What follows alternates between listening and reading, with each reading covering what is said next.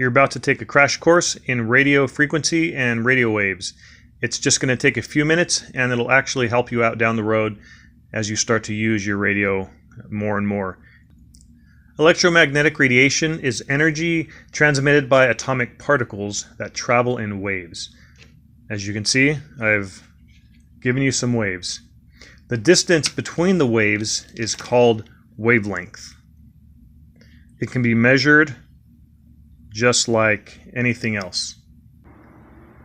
The size of the wavelength will determine how the electromagnetic radiation behaves. An example of electromagnetic radiation that everyone's familiar with are X-rays. In X-rays, the wavelength is very short.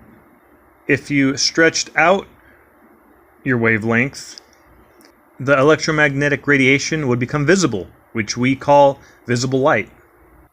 You can keep stretching the waves, and eventually they become radio waves. This type of electromagnetic radiation can't be seen, but it can carry data, including sound. But I left something out about these waves. One whole wave is called a cycle. As these waves are passing by in front of you, you can time how many cycles pass by in 1 second. The number of cycles in 1 second is called hertz. So imagine if this were a timeline, if you were to start a stopwatch right here, and 1 second passes by, and 1 second ends right here. In this case, if you counted up the total number of cycles, you would get 9 hertz. In this case, you would get 4 hertz, and in this case, you would get 2 hertz. If a scientist counted 98,700,000 cycles in a second, you could describe that as 98.7 megahertz. This is known as frequency. Frequency is cycles per second. Just like your car radio can pick up radio stations, which are different frequencies, your UV5R can do the same thing, it just picks up lots more frequencies. There is such a broad range of frequencies, it helps to separate them into bands. So recognize that some radio waves have very long wavelengths and others have very short wavelengths. This is what's known as the radio spectrum, with long wavelengths on one side and short wavelengths on the other side. So at the top, what we have is 10,000 hertz.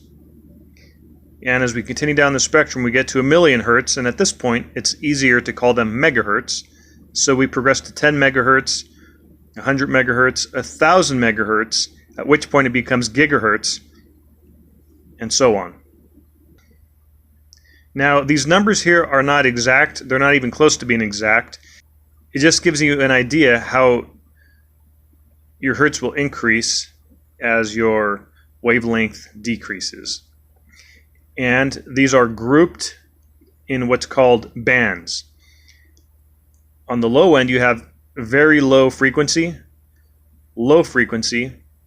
medium frequency, high frequency, very high frequency, and this is where you find your radio stations, right in here, VHF. Your Baofeng is tuned to these bands, VHF and UHF. Your radio won't pick up all VHF and UHF frequencies, but it will pick up many of those frequencies. Now, I find the names of these bands a little comical because above very high frequency is ultra high frequency. And then above that is super high frequency. It's almost as if they're struggling for names of these bands. There's no creativity whatsoever. Above super high frequency is extremely high frequency. I almost expect the next band to be called hugely high frequency. But I digress. So there's not complete chaos with everyone using whatever frequency and channel and group they want. Certain groups of frequencies have been reserved for a specific use. So amateur radio has a little section that they use. Marine Radio also has a little section in both VHF and UHF that they use. Now the thing with Marine Radio is you don't need to have a license. There are certain regulations under which you can use the marine frequencies, one of which is you need to be on a boat, and I'm pretty sure it needs to be the actual equipment that comes with that boat. So as you can see, even though you don't need a license, your Baofeng is just not going to be able to transmit legally on those frequencies. And then there's another set of radio frequencies in the UHF band, which is known as FRS, Family Radio System. Anybody can use these frequencies. If you buy walkie-talkies at the store, they're going to be transmitting on the FRS, Family Radio System. Thank you, Radio Shack. Now, unfortunately, the most power you can transmit on these frequencies is 0.5 watt. Your Baofeng transmits on high power at 5 watts, and if you turn it down to low power, it transmits at about 1 watt. What that means is it's not possible for you to transmit legally on the FRS frequencies. So who makes all these rules? Well, it's the FCC. They regulate all this, and again, it really is in our best interest because it brings some type of order to radio wave use. That way we can all use it and enjoy it, and it doesn't look like something out of Mad Max. This isn't to discourage you from using a radio. It's just to help you realize that you can't use your radio like an out-of-the-box walkie-talkie like you get from Walmart or Radio Shack. May they rest in peace. If I haven't done it already, I'm going to add links in the description to videos that will describe the process for getting your ham license. If you have any questions, please leave them in the comments.